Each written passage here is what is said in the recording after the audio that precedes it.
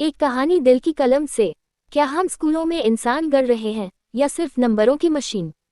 ये कहानी है एक छोटे से स्कूल की, और उस स्कूल के मैदान की, जहाँ कभी बच्चों की हंसी, उनकी सांसें और उनके संघर्षों की गूंज सुनाई देती थी।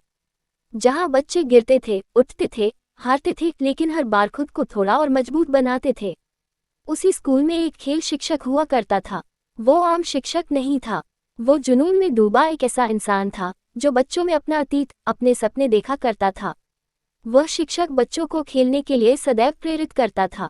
फिर एक दिन वो पल आया जिसका उसको इंतजार था। स्कूल के बच्चों को पहली बार किसी प्रतियोगिता में स्कूल से बाहर जाकर खेलने का अवसर प्राप्त हुआ। ये सुनकर सभी बच्चे हर्ष से झूम उठे और जी जान से मेहनत करने लगे, जो तपती धूप में, भीगती बरसात में, सर्द हवाओं के बीच मैदान में जुटे रहते थे। और उस खेल शिक्षक का समर्पण, जिसने बच्चों के हर पसीने में अपने सपनों की चमक देखी थी।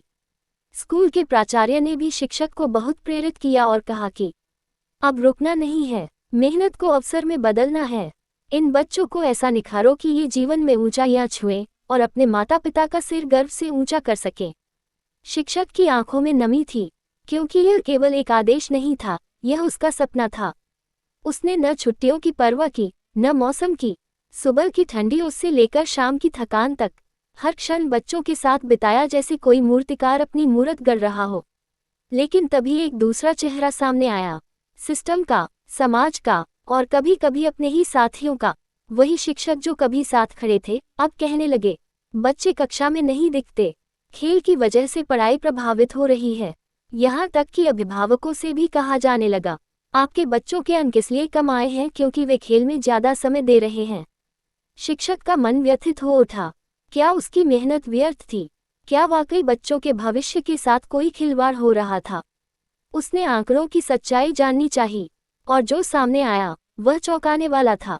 वही बच्चे जो प्रैक्टिस में सबसे आगे थे, कक्षा में भी प्रथम 3 स्थानों में थे, कुछ औसत थे पर कमजोर नहीं, और जो कभी खेल में नहीं उतरे, वही सबसे कम अंक लाते और सबसे अधिक अनुशासनहीन थे। तो फिर झूठ क्यों बोला गया? किस डर से बच्चों के सपनों पर यह पहरा बिठाया गया? आज जब हर क्षेत्र में प्रवेश परीक्षा है, चाहे वह नीट हो, जी हो या यूपीएससी, तो सिर्फ 100 में 100 लाने की दौड़ में हम क्यों बच्चों को एक तरफा बना रहे हैं?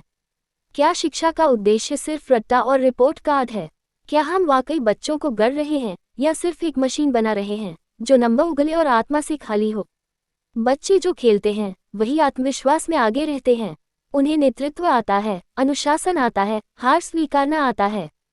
लेकिन समाज अब भी यही सोचता है, खेल में क्या रखा है?